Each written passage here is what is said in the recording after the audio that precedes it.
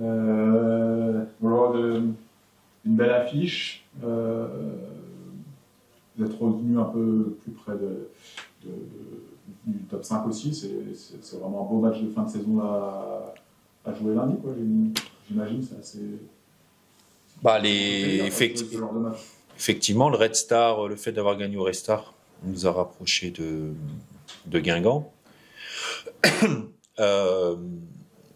Ça reste quand même là, allez, je me mouille un petit peu, la plus belle équipe de Ligue 2, même si le PFC et Metz sont très proches.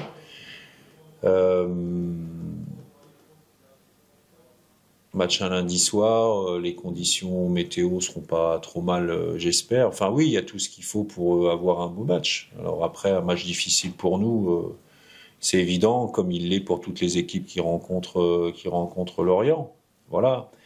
Après, des affiches comme ça, déjà sur la saison, il y en aura plus. Hein. Les équipes du haut du tableau, on les a toutes jouées, donc c'est la dernière. Il restera 2 matchs importants, hein, dès vendredi contre Ajaccio, puis ensuite terminé contre Grenoble pour un derby. Voilà, moi j'espère qu'il y aura du monde. J'espère qu'on aura une ambiance qui ira dans le sens de ce qui s'est passé les dernières fois. Et puis après, à nous de jouer à 100% ce match-là, et puis voir ce qui en ressortira, parce qu'il y a effectivement une équipe. L'écart de points aujourd'hui entre Lorient et Annecy, elle correspond à l'écart de niveau. Voilà, quand on arrive sur une fin de championnat, il y a 20 points, je crois. Ça correspond à l'écart entre les deux équipes. Mais après, des exploits, il y en a dans le football toutes les semaines, dans tous les championnats. À nous de nous programmer pour essayer de faire quelque chose, sachant que déjà prendre un point, ce serait une bonne chose aussi. On attendra aussi les résultats du week-end, puisqu'on jouera les derniers, pour voir ce qu'il faudra faire, parce qu'on est dépendant aussi, comme on est derrière, du résultat d'équipes comme Guingamp, par exemple, ou même Laval et Bastia, évidemment. Et puis derrière, quoi qu'il arrive, il restera 3 matchs aussi sur lesquels des choses se passeront. Peut-être pour clore le chapitre public, vous avez vu cette semaine, il y a le Cop Raiders qui a annoncé qu'il se mettait en sommeil pour diverses raisons. C'est-à-dire qu'il ne devrait plus être au stade, en tout cas comme ça, c'est une déception. Oui, j'ai vu ça, je suis déçu. C'est des gens avec qui j'ai un contact, je dirais depuis maintenant plusieurs mois. On s'est vu il n'y a pas longtemps encore, avec qui les choses ont toujours été fluides et claires. Je ne vais pas dire qu'on était toujours d'accord, mais ça c'est normal, et ça on en a parlé ensemble. Donc oui, je regrette. Après, je peux pas trop. J'ai pris contact avec eux pour voir un petit peu ce qu'il en était. Maintenant, j'ai pas suffisamment d'informations pour pouvoir m'exprimer davantage. Mais évidemment, compte tenu de l'ambiance qu'ils mettaient au stade ces derniers temps, et puis un groupe quand même qui grossissait petit à petit, c'est évidemment une déception. Après, voilà, si j'ai bien lu, ça pourrait être temporaire, à voir quelles sont les améliorations qu'on peut apporter pour peut-être les retrouver. Mais en tout cas, c'était bien. Enfin, c'était bien, ça avançait. Tu as retrouvé la victoire là, contre le. Oui. Non, mais c'est vrai que vous tournez un petit peu autour là, depuis Rodez, on va dire. Ça fait quand même du bien de se récompenser, j'imagine, un peu. On fait quand même des prestations. Plutôt au-dessus de l'adversaire, mais que ça ne paye pas, j'imagine. C'est le foot.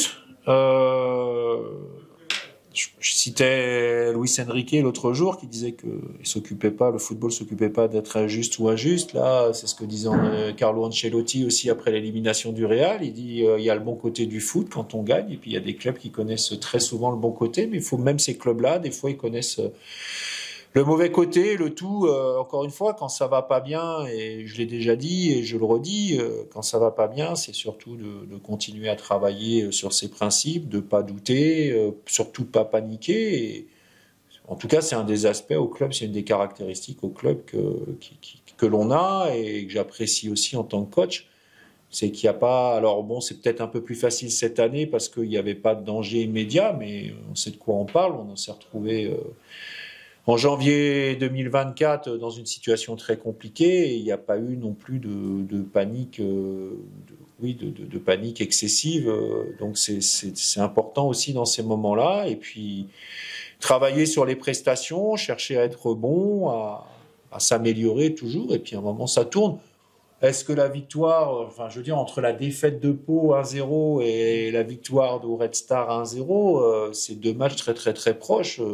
À la limite, entre les deux, peut-être qu'on méritait plus de gagner à Pau qu'on ne méritait de gagner à Red Star, même si c'est pas volé. Voilà, c'est le foot. De toute manière, c'est la Ligue 2 aussi. Hein. La Ligue 2, les équipes sont proches, hein. Très proches. Cette équipe de Lorient, ouais, sans doute la meilleure du championnat. Après, ils sortent d'un match contre Guingamp où ils font leur victoire en accélérant en 5 minutes et ça leur a fait la victoire. Mais est-ce que tu as décelé c'est un match où ils n'ont pas survolé, par exemple? Est-ce que tu as décelé des petites choses, des petits motifs d'espoir? Parce que le but, c'est quand même. Alors, la première chose, c'est que Guingamp a fait une très grosse prestation pendant 1 heure. Et ils ont été assez justement récompensés de leur but et le fait de mener 1-0. Ça aurait pu se passer en première mi-temps. Ils ont sûrement derrière, avec quand même une équipe, ils ont payé leurs absents. Il y avait beaucoup d'absents à Guingamp, ce qui fait que pour gérer un petit peu, c'est un peu ce qui s'est passé avec Lyon hier soir aussi. À un moment donné, vous avez une équipe qui prend le dessus, mais il faut aussi gérer le fait de prendre l'avantage, pas tomber dans trop d'euphorie. Enfin, une victoire, ça se construit, c'est surtout contre des gros adversaires, c'est beaucoup de paramètres. Il n'y a pas que le paramètre de jeu technique, tactique. Et peut-être que de ce côté-là, il y avait mieux à faire. Encore une fois, moi, je vois ça en tant qu'observateur et me sentant concerné aussi parce qu'on a les mêmes problèmes. Puis après, bon, faut dire les choses comme elles sont aussi. Il y a un joueur aujourd'hui qui survole le championnat, qui s'appelle Croupi, voilà, qui est au-dessus. Et bon, voilà, on sait très bien où il jouera la saison prochaine. Il jouera peut-être dans le meilleur championnat d'Europe, peut-être du monde. C'est déjà acté, donc voilà, ça, c'est aussi ces joueurs-là qui, à un moment donné, sur les équipes qui jouent le haut pour monter en Ligue 1, font la différence. Et c'est évident que dans des moments comme ça, avoir un joueur comme ça permet aussi de retourner des situations. Quelles seront les clés du match alors face à Lorient et après l'expérience du match aller?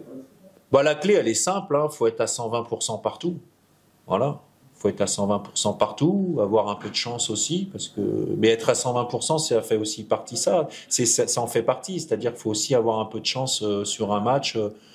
Voilà, j'ai pas vu Lorient faire des matchs sans se créer d'occasion, par exemple. Donc, une fois qu'ils ont une occasion, entre la mettre au fond de manière imparable ou des fois la mettre juste à côté ou sur le poteau, c'est des fois les matchs qui se jouent comme ça. Mais globalement, il faudrait que nous, on soit à 120%. 95, 98 ou 100 minutes pour pouvoir espérer quelque chose, mais on va jouer notre chance à fond. On a la chance de faire ce match-là dans des conditions, je dirais, exceptionnelles pour nous depuis qu'on est en Ligue 2, puisqu'on est officiellement maintenu. Et en plus, la cerise sur le gâteau, c'est que un exploit peut nous permettre peut-être de rêver, de nous rapprocher d'une 5e place. Donc, franchement, c'est pas le moment de paniquer, hein, au contraire, hein, c'est le moment de jouer vraiment, de jouer à fond. Je vais pas dire libéré, parce que dans le fait de jouer libéré, il y a une connotation que j'aime pas trop, parce que parfois ça peut donner le sentiment que c'est libéré, relâché. On pourra pas se permettre d'être trop relâché, hein, ça c'est certain. Et c'est bien justement qu'il y a encore peut-être l'objectif 5e place, parce que si cet objectif 5e place était définitivement compromis là, il n'y a peut-être pas de choses à aller chercher, donc ça serait le danger, ou est-ce que, je tourne la question, est-ce que le danger c'est de se dire on est en Ligue 2, donc... Il y a ça, il y a effectivement le fait de penser que l'essentiel est atteint, même si c'est une vérité. Il y a quand même l'esprit de compétiteur qui cherche à aller chercher beaucoup plus, et il y a des joueurs qui maintenant depuis plusieurs mois me disent mais coach, on va aller faire ces playoffs, voilà. Et puis la dernière chose, il faut être aussi, dans ce qu'on dit, je trouve, il faut chercher à être le plus cohérent possible. Moi, j'ai suffisamment râlé la première année, l'année de l'été, je dirais, difficile, où on ne savait pas si on allait être en national ou en Ligue 2, sur la fin de saison de certaines équipes qu'on vraiment à l'époque lâché. Alors lâcher, forcément, on lâche pas volontairement, mais où on sentait là du coup un relâchement au-delà de la normale. Et quand vous êtes à jouer le maintien et que sur le fil vous vous faites rattraper, voire dépasser, vous vous dites bon, vous appréciez que. Et moi, je veux me mettre dans la posture. Alors, je sais pas si on y arrivera, hein, mais en tout cas, au moins qu'on se dise, ben, le FC Annecy, ils ont joué le coup jusqu'au bout. Puis il y a plein de choses à aller chercher. Il y a, je crois qu'on a le record de clean sheet, si je me trompe pas. On a déjà une moyenne de points qui est supérieure à celle de l'année passée, mais en cas de victoire, on dépasserait le nombre de points de l'année dernière sur 38 matchs, alors qu'il n'y en aura que 34 cette année. La 5e place, enfin, je veux dire, à un moment donné, tous les compétiteurs, ils ont cette envie d'aller chercher plus que ce qu'ils ont. Bon, Flo, qui était justement, qu'on arrête de parler des clean sheets, parce qu'on en a beaucoup parlé. Avant, on n'en a pas fait un, là maintenant on commence à en faire, non, j'en parle pas. Ouais, non, mais je l'ai pris en exemple, mais il y a plein de. Enfin, je veux dire, si on battait Lorient en prenant un but ou deux, c'est pas grave, je m'en remettrais aussi, hein, voilà. Sur le niveau de ton rôle de coach, sur le fait que, par exemple, le match du Red Star avec Jacob Ismaëlo qui était piston droit, Bermond, piston gauche, etc. C'est vrai que, notamment sur les années Ligue 2, ça t'est arrivé régulièrement de trouver de nouveaux postes à certains joueurs de Moussi, etc. Comment finalement, toi, ces réflexions te viennent? Parce que finalement, il y a des choses où les joueurs eux-mêmes n'auraient peut-être jamais imaginé un Yilmaz jouer 8, des choses comme ça, n'auraient peut-être jamais imaginé le faire, quoi. Comment ça naît ce genre de réflexion, en fait? Ben, on travaille, on les voit tous les jours, et puis on a cette chance. Il y a la première chose, c'est de les voir tous les jours et on les voit évoluer. Voilà, on ne fait pas que des matchs à l'entraînement. Il y a des exercices. Et à travers des exercices, il y a des caractéristiques qui ressortent. Je prends l'exemple d'un garçon, par exemple, comme Mika Le Bihan, que j'ai eu quand j'étais à Sedan, il y a plus de 10 ans maintenant. Quand je suis arrivé à Sedan, on m'a dit c'est un arrière latéral remplaçant. Bon voilà, et puis un jour vous le mettez dans un spécifique pour faire des centres, et puis pendant quelques minutes il va devant le but, et puis finalement vous vous dites tiens, voilà, il y a des exercices qui font que vous voyez les joueurs aussi dans d'autres positions, dans d'autres situations. Il y a aussi quand même un peu de vécu, parce que ça fait quand même maintenant depuis 23 ans que j'entraîne. Et puis je pense aussi, moi je me ferme pas à... c'est un peu le reproche que je fais, je dirais, à la mentalité française, hein, franco-française. C'est-à-dire qu'il y a plein de choses qui sont très bien chez nous, mais j'ai eu cette chance d'aller aussi au Canada, et là-bas, on met pas les gens dans des cases. On met pas les gens dans des cases. Voilà. Et je trouve que c'est important, à un moment donné, de rester ouvert sur ce que des joueurs pourraient faire. Alors après, il faut les essayer. Des fois, on essaye, ça marche pas.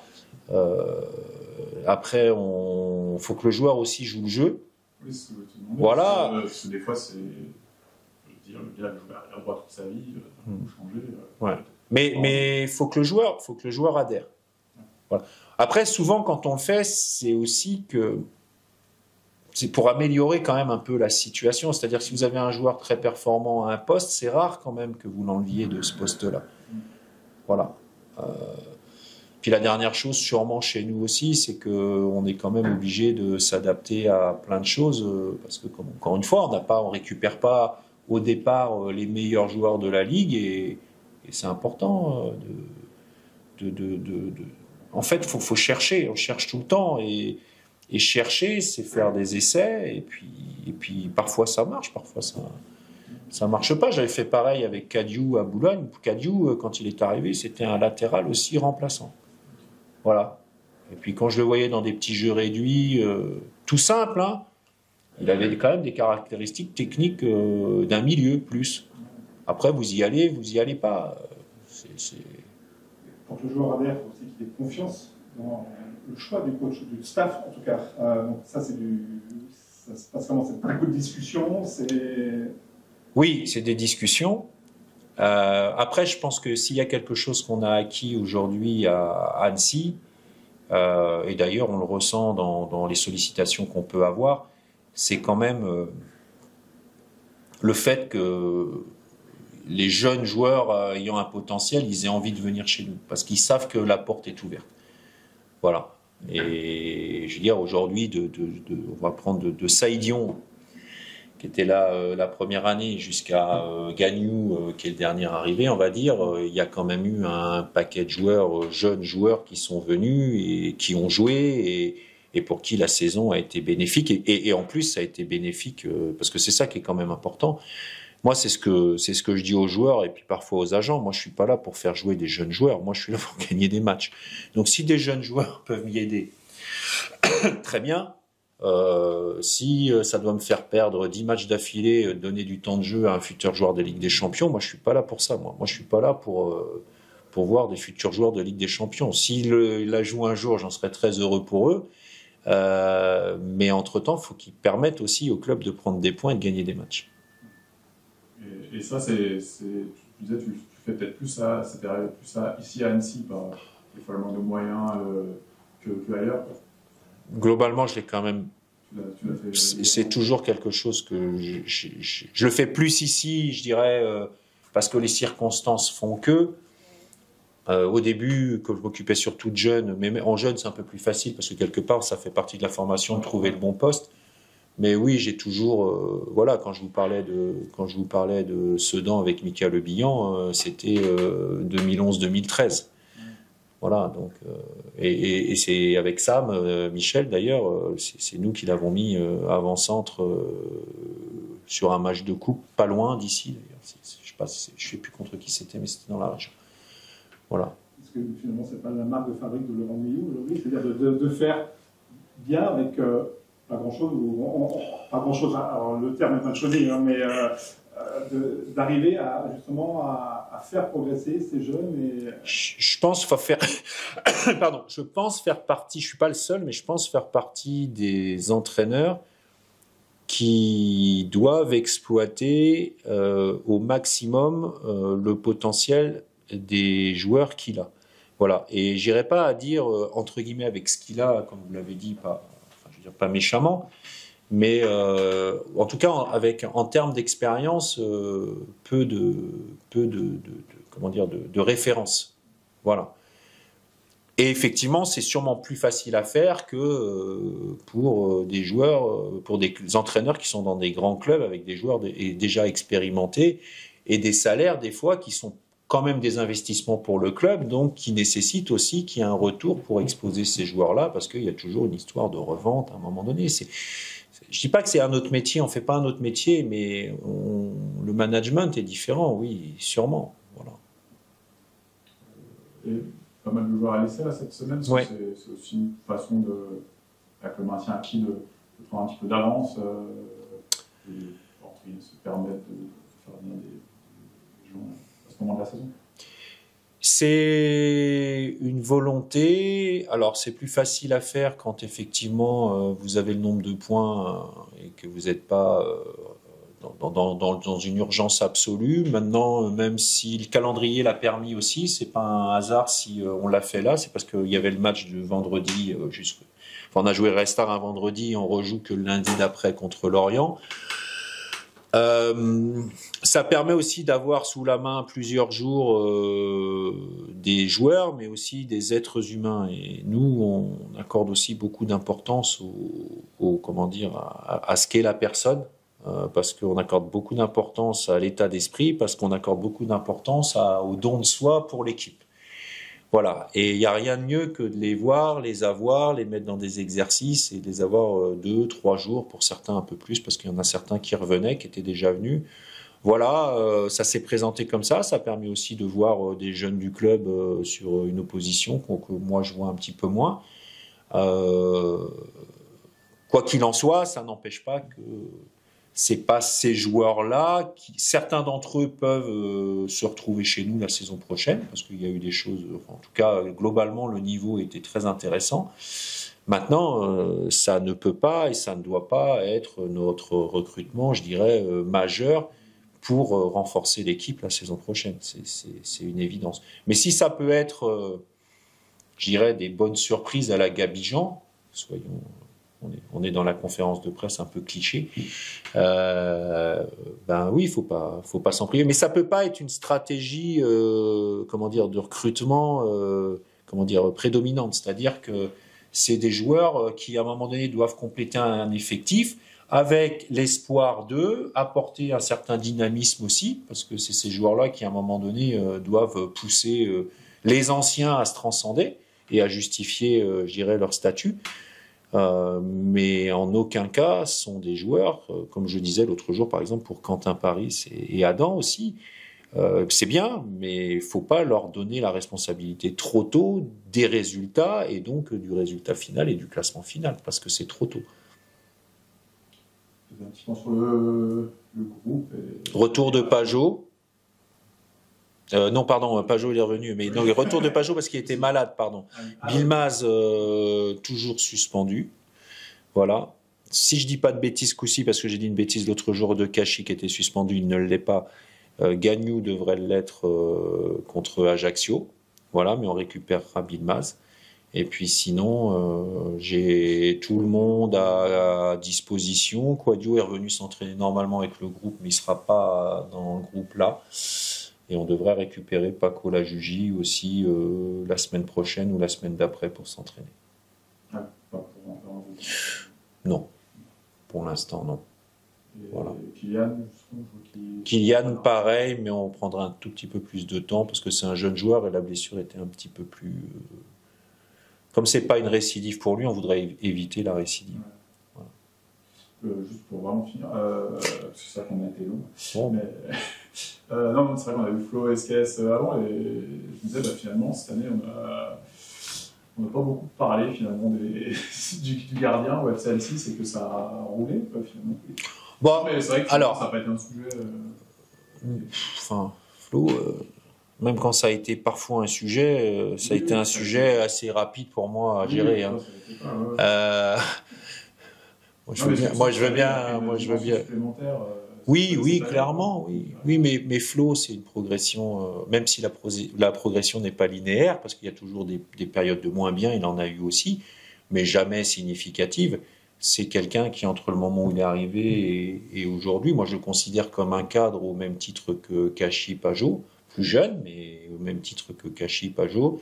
C'est quelqu'un qui progresse, c'est quelqu'un qui nous gagne des points, c'est quelqu'un qui nous permet aussi et qui nous assure aussi, je dirais, une certaine sécurité et continuité dans notre manière de jouer. Donc moi j'ai que des compliments à faire sur lui. Il est compétiteur, il travaille, il fait partie d'un quatuor, parce que je mets aussi Thomas Fedrigo, leur coach avec eux, qui travaille très bien, qui se tire la bourre tout en étant toujours très compétitif, mais dans le bon état d'esprit. Et voilà, moi aujourd'hui, en termes de gardien, sincèrement, si Flo est pas là un jour, qu'il faut mettre Thomas, mais je dors sur mes deux oreilles. Il faudrait faire confiance à Tidiane à un moment donné, ce serait pareil. Flo est performant, il progresse, il écoute. Non, quand on est coach, on est content d'avoir des joueurs à certains postes comme ça. On parle souvent de Kachi Pajot, on va parler de Moncy, voilà, mais c'est un joueur qu'il faut mettre